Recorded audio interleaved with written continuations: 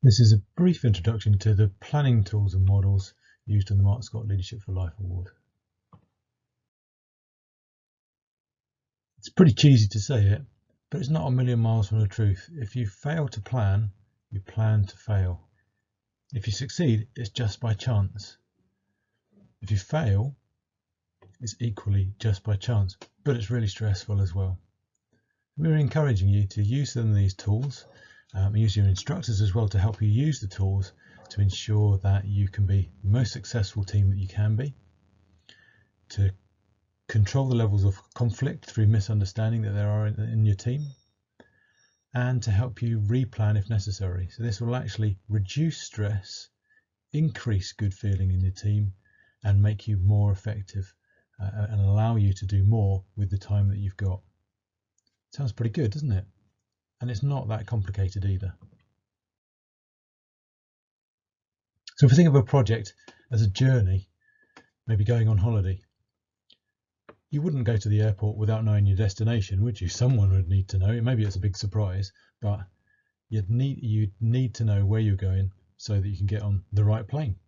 Simple. So why would you start anything other than a holiday without having an understanding of where it is you're trying to go, or what you're trying to achieve, or what is the final thing? So having a joint view of what are you trying to achieve. So we're going to use the trip analogy just to go through this process. So first of all, we need to decide on our destination. So what is the final product, if you like, of our trip? Where are we going to go? When do we leave? Where are we going to go has all sorts of implications, and when do we leave as well? How long have we got to actually get ready to go? And what kind of things will we need to do to get ready? What kind of things can we plan? So we need that first bit. What is our destination? We need to agree that. Next stage we go to is we need to look at the first level of unknowns that we've got. So, okay, so now we know where our destination is. Fantastic. So what's it like? Is it hot? Is it cold? Is it wet? Is it dry? What time of year are we going for? So what do we take with us? What do we pack? How much can we pack? Then why are we going there? What should we prepare for? So are we going to just sit on the beach? So I need a pair of trunks and a towel and a pair of flip-flops and that's it, sorted. Or are we going hill walking in the mountains? Are we going riding our bikes? Are we going surfing? What other stuff do we need? What things do we need to prepare for? And the answers to those will come up with other things that we might need to do. So we might need to get permits to do things like that. How long are we going to be there for? So am I packing 2 pairs of trunks or 4 pairs of trunks? And how much can I take? Maybe I'm flying, maybe we're going by bus. That might also mean, I can only take my flippers and my snorkel and my surfboard. I can't take the bike and such and such and such. Okay, so you need answers to these things before you can start putting a plan together. So those are your first level of unknowns. Then within the answers that are coming out, you need to then set your priorities. So what do we agree that we want to do on while we're on holiday? Okay, as a group of us, the purpose, let's say, is that we're going to go on holiday and have a good time together. So what are we going to actually do? Now we've got the answer to how long are we going for, so that might influence how many things that we can do in the time that we've got, and therefore which ones are most important. We want to go and see this site, and we want a boat trip, and we want to go swimming, and we want to go surfing, but actually the really, really important thing is the boat trip. We all really want to do that, so we've got to make sure that happens. And if we don't get to go surfing, that's okay. So we can help. It will help us when we get out there, when we to have a list of priorities. Other things, we need to think about the resources we've got. Okay, going on holiday, how much cash have we got? Can we afford to do the boat trip, the surfing, etc., and go clubbing every night? Well, maybe we can, maybe we can't. We need to have an idea of where our resources are and where they'll be needed. So maybe that comes out asking that question. Another set of unknowns. How much does it cost to go clubbing? How much is the surfboard hire? Okay, all of that kind of stuff comes out when we start setting priorities. So we're breaking it down, and as we break it down, we're getting some more unknowns which we can then get answers for, and we're getting closer and closer to knowing everything that we need to know. Then while we're thinking about our priorities, what will define the holiday as a success? Is it about everybody doing everything together, or somebody doing each of the things? What makes it a success? Everybody coming home tanned and happy and still speaking to each other? That might be the thing that defines this as a success. And importantly, each person going on the trip might have a different view of this as well. So once we've done that, we then need to be able to fit everything in. Okay, so we know what we want to do, we've got a priorities list, we know how long we're going for, we know how much stuff we've got, and therefore what activities we can and can't do because we haven't got the stuff for it. We know how much resources we've got, how much cash we've got. So when are we going to do each of our activities? Have we ended up with so much stuff in there still that the surfing session is about an hour long? And really, it's not really worth doing it for an hour. Or are things that need to be done in a certain order? Now, maybe that's prioritising, maybe that's in the preparation. Do we need to go buy our trunks before we go on holiday? Or are we going to hope that we can get decent ones when we get there? Okay, and again, do we have enough of the resources, do we have enough money to do everything that we want to do? Once you've got the answers to those, based realistically on knowledge, not assuming it costs this much to hire a surfboard, but knowing how much it costs, we can then work out a plan and we can tell before we go what we're going to need. Okay, so we can leave the fins behind because we ain't going snorkeling because we can't afford it and we haven't got time for it, but we are going to do all these other things. We're absolutely brilliant, but not having the snorkel and the fins in our bag means we've got space for something else perhaps. Okay, so that allows us to have an accurate plan so that we know what we're going to do, when we're going to do it, and we've got the stuff to do it in. Amazing. At this stage, I'll admit that it does sound like we're over planning our holiday. But these are the kind of things, I'm just using this as an illustration, but these are the kind of things that we need to think about if we're going to make most use of our time. I can remember that we are using the holiday as an analogy for creating a project or maybe preparing for exams, and we want to be as efficient as we can. And so we're going for maximum efficiency, getting everybody happy, doing as many things as we can on this holiday. Whew, it's a bit exhausting, isn't it? So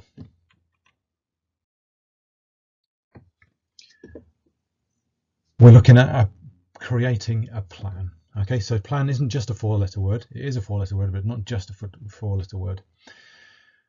We can think of our destination as our purpose for our project or thing that we want to do. The unknowns are unknown, so they're still unknowns. The priorities are the purpose and the outcomes of our activity together, our project. And I'm starting to use the word project now because we're heading towards project.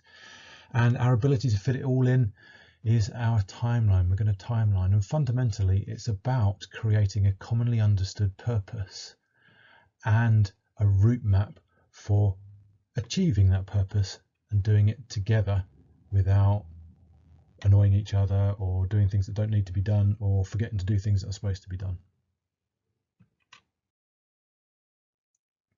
So we've got some tools for you. First one is the aims grid. Okay, and this is all about agreeing a common purpose. Okay, each of you will need to make decisions at various points based on what the common purpose is. If you don't know what the common purpose is, you might make a decision based on your idea of what the common purpose is, which then moves away from actually achieving what everybody else's ideas of what their common purpose are. So getting this written down is really, really important because nobody can mistake it then. It's written down in words. So the purpose is a short statement that sums up why you're undertaking the trip or the project, what's needed. I'll give you an example of this in a little bit. The stakeholders, you need to identify those people who've got a say in it. So if we take it back to the holiday, then the government's advice on travel might affect whether you can go or not, or maybe it will affect whether you can come back or not, or maybe how long you've got to stay at home in quarantine. So they will be a stakeholder in your trip. So stakeholders in your project will be yourselves, your schools, your parents, your project coordinator. If you're doing something for a local park, it might be the council, it might be the landowner, it might be the people that are using it. All of those people have got a say, and you need to bear them in mind when you're coming up with your plan. So those are the people that you need to think about. How does this plan work out when you're planning? The outcomes are really, really important. So it's another brief statement, but describing what it's going to look like. Okay, in a bit, I'm going to show you an example of doing some DIY. So the purpose that I had and the outcomes that I had for doing some DIY, those will be really clear on that. And then the success criteria. So if you're going to mark your project yourselves, what are you going to mark? How are you going to give yourself top marks? You can't just go, yeah, it was brilliant, I love that, it was fantastic. Okay, we want you to quantify that. So list the priorities if you have identified which would define a completely successful project. Okay, did you achieve all of these component parts of your purpose and your outcome? So time spent on that means you know what you're aiming at, what to prioritize, and you can all agree that you were awesome because you managed to deliver all the bits that you put in your success criteria. Not a huge amount of work, but very valuable work going into creating this, and then you all know what you're trying to achieve.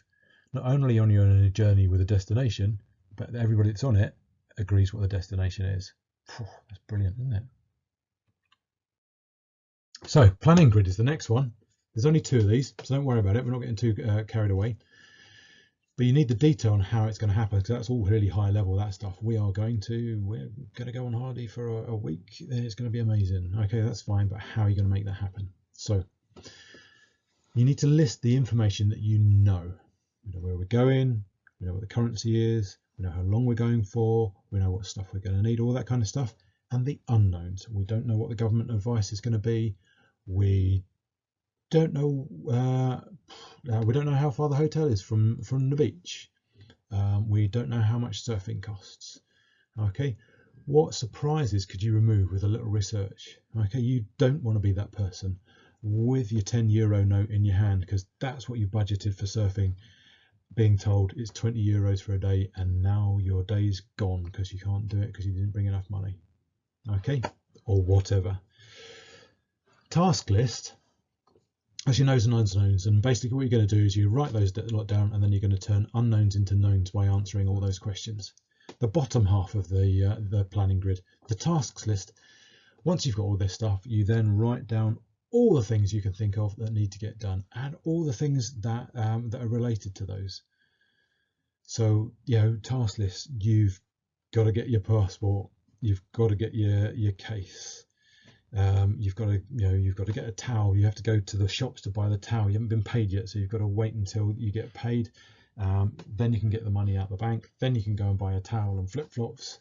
Okay, all the things that are related and unrelated, but a long list of tasks, all the things that need to get done, all the component parts. And the finer you break this down, the more likely it is that you'll remember to do everything, and you won't be stood there at the departure desk going, passport, that's what I forgot. Okay, finally, the plan, the final element. Okay, and there's lots of different ways of formulating this. We use a timeline, and that's taking your task list and ordering it, giving it time allocation. So we're going to do this and it's going to take us a week to do it, so we better get that done early because we've only got a week and a half before we go, and we need to do that week and a half thing as soon as possible, because when it's done, then we can start the next thing. Okay, so making sure that you've got the resources in place at the right time to get everything done. So you've got the person who's only got 1 day off, and they're the only that's a driver. They're the one that everything needs to get done in terms of getting your money together and getting your shopping list together for that day that they've got the car, so you can go to town and pick the stuff up and come back. Oh, and by the way, you've got to go to the post office to pick up your passport as well. So it allows you to put the jobs in the right place at the right time with the right resources. We'll talk a little bit more about that in a minute, but now it's time for the third example.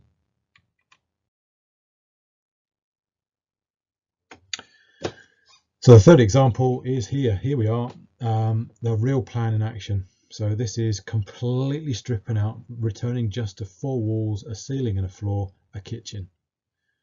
Okay, some of you may have experienced this before. Some of you may have watched somebody else before it. One day, many of you will have to deal with this. So what's the purpose? So the purpose is a mess and it's falling to bits and we need a new one, but we can't afford to get somebody in. So we're going to need to do it ourselves. This is me. Hi, my name's Steve. Who are our stakeholders? Me, my wife. The fire brigade if it all goes horribly wrong. Ditto the insurance company. And that's pretty much it. That's everyone that's got something to say about it. We'll include Colin the neighbour because Colin knows how to do all this stuff as well. He should be on the stakeholders list. He's also got some useful tools. Anyway, next one, outcomes. So the outcome, our statement, is that we're going to have a lovely new clean kitchen with lots of storage and workspace, which will be built within our budget and in time to use it because it needs to be ready in January.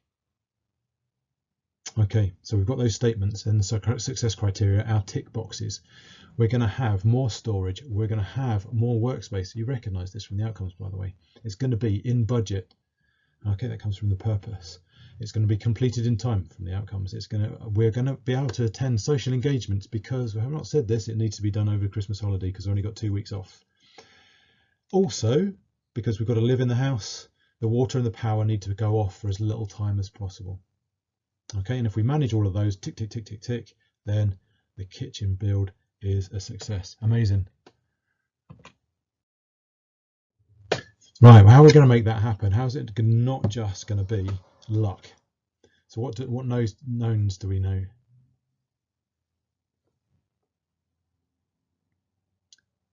Well, going back to where we were before, how do you make it happen with knowns and unknowns? What do we know about the kitchen? What don't we know? Do we know the sizes? Can we put the sizes together?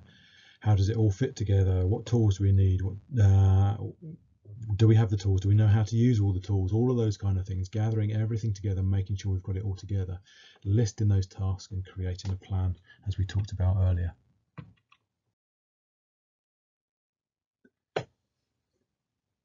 So,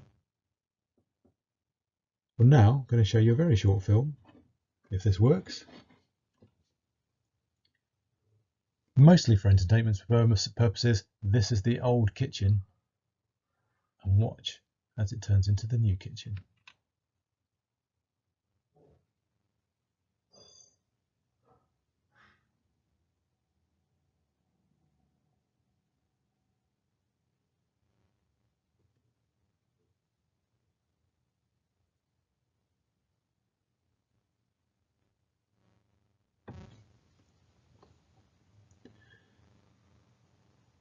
All these things had to happen in order. It's been papered, painted. You couldn't do that after you put the cupboards in, and everything's happening in order. The kitchen's still there, the sink's still there because we're still using it. Now the wiring goes in because everything's got to go on top of that wiring. Okay, you can see pictures up so we know that what it is that we're trying to do. Now the plumbing's going in because it's got to go behind the cupboards. You can see the cupboards going in now, and the cupboards are going in. We're starting in the corner and working our way out the way. We had a wee break for a wee celebration in the middle of that because we'd allowed time for that. And then back into finishing the plumbing and starting to put more cupboards in. And extractor fans, woo, extractor fans, massive hole in the wall. Putting more cupboards in there, putting them in the spaces that we've got. Now the sink's gone, we're without a sink now, so that can't last for too long. Putting the surfaces in, more cupboards going in as well. Sink's in, we can do it, we can use it. Oh, better stop for Christmas. And then back in again, we need to put the surfaces on, and the wall coverings need to go on as well, and the doors need to go on the cupboard so that they're usable. Surfaces are done, wall coverings going on, and we're finished. Pretty much on time.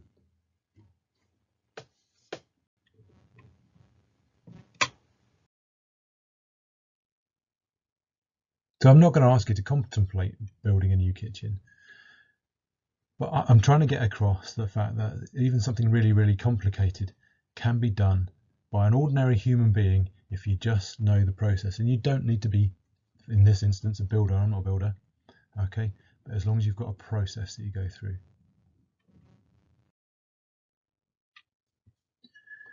So using the tools that I've just shown you, you make the possible, or make the impossible possible. You eat the elephant, and hopefully you've eaten elephants already. If not, you can reference that in a bit. Okay, so you agree what you want to achieve and make sure you talk to everyone who needs a say in it. Make sure you know that you all know what the end result looked like, and you can draw pictures. We use pictures. Identify what you know and what you don't know, and then go find out what the things that you don't know. Go and do your research and get it in early. Once you know all the unknowns, you can list all the tasks and link them where they rely on one another. You can put times and resources against the tasks, and then you can start populating a timeline. Okay, divide up the time between now and the time you finish or need to finish, and start putting jobs in their related orders. And try and work back from your deadline, because that's the really important one. You've got to reach that deadline. See if you can spot opportunities for parallel activities, so activities where you could be doing two things at once. Maybe something's drying and you carry on doing something else. But think about things that could both be done at the same time, because you have enough resources to do both. With your timeline and your resources written against your tasks, identify your areas of flexibility. You might suddenly discover that actually this thing doesn't need to be done for 4 weeks because we won't be ready for that thing. Well, that's fine. That means we can start it at any time in the next 3 weeks because it takes a week to finish it. Okay, that might then either allow you to not be doing too much at once because you move it along a bit, or maybe you can do it early and then it gives you flexibility to move other things into that gap. And it means if something doesn't quite work out, you can be flexible by moving it into there. Or maybe you'll move it once you've actually got started with it. It also allows you to build in breaks. I don't need to do anything in that week because that lot's drying and these things don't need to be done until then. Okay, you can build yourself breaks into it. And imagine being able to get all your schoolwork done and have breaks where you don't even need to think about it because you've already planned the time and set aside the time to get everything else done. How relaxing would that be? Your areas of flexibility mean things can change and you can just move a job around.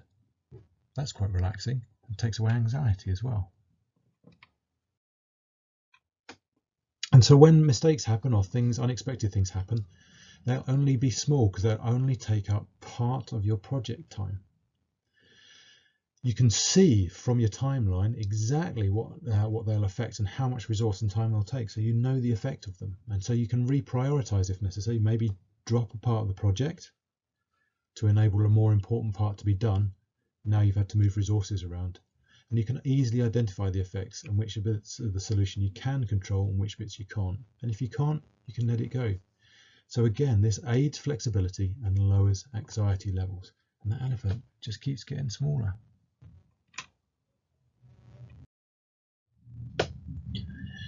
And so, in short, to finish off, be realistic but bold in your planning. Gather as many knowns as possible. Communicate however you need to do it. Prioritize so you can replan. Get the order right first time. Build in breaks and checkpoints so you know whether you're ahead of time or behind time long before the end, so you can speed up or slow down, take a break, drop a job. All of those things. If you're using your timeline, you can be aware of that as you go along. And if you can do that, and we're there to help you, if you can do that, you'll make yourselves more effective, reduce stress, and reduce arguments all the way through your project. And ultimately, you'll achieve something that, having been realistic and bold, is going to be pretty fantastic. Good luck, everybody.